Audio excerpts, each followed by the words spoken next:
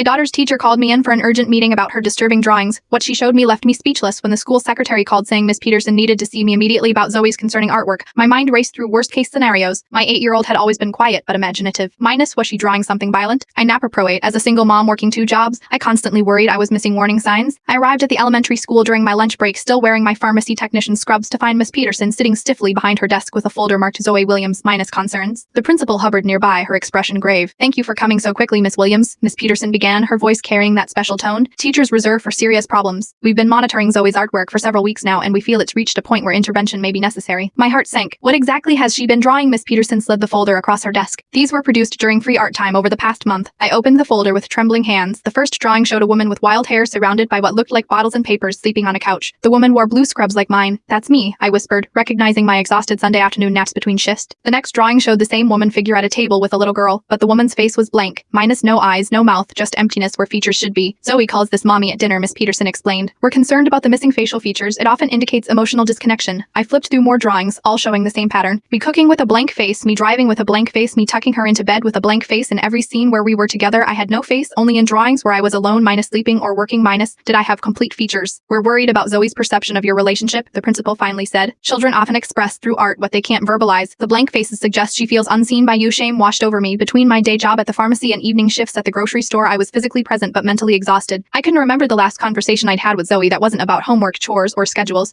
"Here's one more," Miss Peterson said quietly, pulling out a larger drawing from beneath the folder. This one was different. It showed 2 figures on a blanket under stars. Both had faces with enormous smiles. "Rizal the Edge." Zoe had written me in Behasses when the stars come out in her wobbly handwriting. "We found this in her desk yesterday," Miss Peterson explained. When we asked about it, she said, "It hasn't happened yet, but it's what she wishes for." I stared at the drawing, tears forming. Zoe didn't want expensive toys or fancy vacations. She just wanted me present, minus really present, seeing her with my full attention. That night, I called in sick to my evening job for the first time in 2 years. I grabbed our old picnic blanket and drove Zoe to the small park near our apartment complex after dinner. We lay side by side, watching the stars appear one by one. "Is this like your drawing?" I asked her. Her eyes widened in surprise. "You saw that I did? I saw all your drawings today?" She was quiet for a moment. "I am sad but not at you," mine's at myself. "In your pictures when we're together, why don't I have a face?" She rolled onto her side, studying me in the growing darkness. "Because you are always looking at your phone or thinking about work or too tired to see me," she said simply. "Your eyes never really look at my eyes anymore." Her honesty broke something in me. I pulled her close, really looking at her minus the freckles that had multiplied since summer, the small scar above her eyebrow from falling off the swing last year, the way her front tooth was slightly crooked. "I see you now," I whispered. "I really see you." 2 weeks later, Miss Peterson called again. This time, she sent me a photo of Zoe's latest drawing minus our family portrait. Both of us had faces with the biggest smiles in the class. Sometimes our children's disturbing art isn't a warning about them minus, it's a mirror showing us what we've become. The Skeers monsters aren't under the bed. They're the moments of connection we let slip away, one blank face at a time.